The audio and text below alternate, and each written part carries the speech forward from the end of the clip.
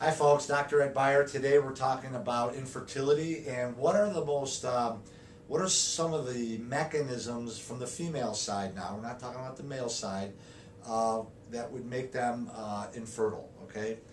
And we all know that medicine has its different ways of doing it, but I tell you, we've had a lot of patients that go through our program and they come to me for other reasons and they end up getting pregnant and you know, it's very, very common because we get them healthy and all of a sudden they start being able to be fertile. Now, infertility is usually due, on the female side, is due to two reasons. Number one, they're not, the follicle is not producing a viable egg. All right, and then number two, they may produce a viable egg and they may conceive, but implantation cannot occur because the endometrium, the inner lining of the uterus, is not being fully developed. So poor follicular development and poor endometrial development. Let's talk about those, okay? So one of the reasons that can cause poor follicular maturation or development is if a female's been on synthetic hormones for a long time. So what happens when a female's on synthetic hormones is they're basically tricking the brain, making the brain feel like that they're already pregnant because of high estrogen levels, and it suppresses a hormone called follicle stimulating hormone. So the pill suppresses FSH, follicle stimulating hormone, and then obviously the follicle doesn't develop, and that's why the birth control pill or synthetic hormone contraception works. But what happens in a lot of females, if they've been on it for a while, they lose that feedback loop between the ovaries and the brain, and they don't get it back for a long, long time, if ever. All right, and the studies prove it. Another thing that can cause poor follicular maturation is systemic inflammation.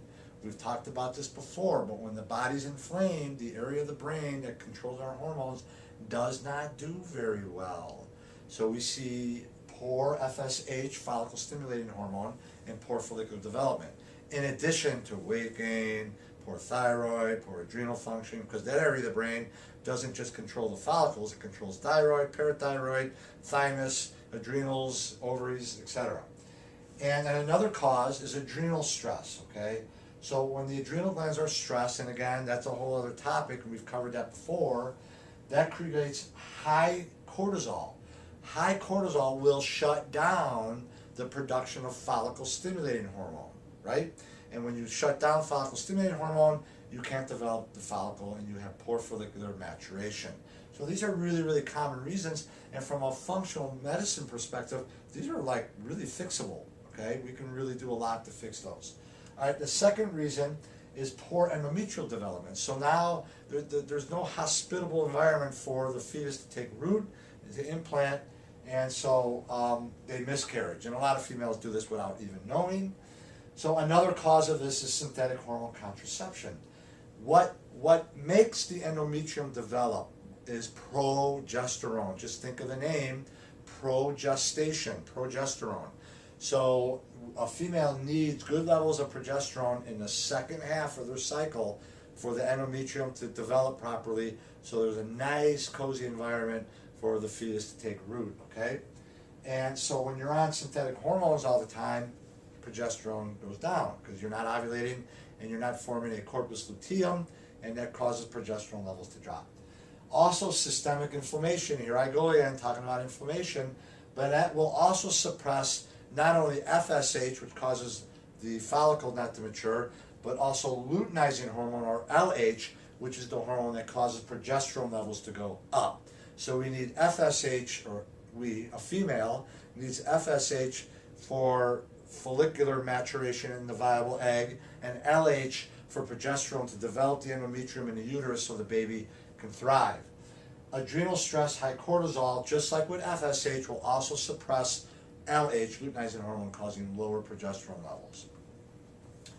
So also with the adrenal glands, when the adrenal glands are stressed out, they have to produce extra cortisol, and they take this pregnenolone, which is the precursor not only to cortisol but also to progesterone.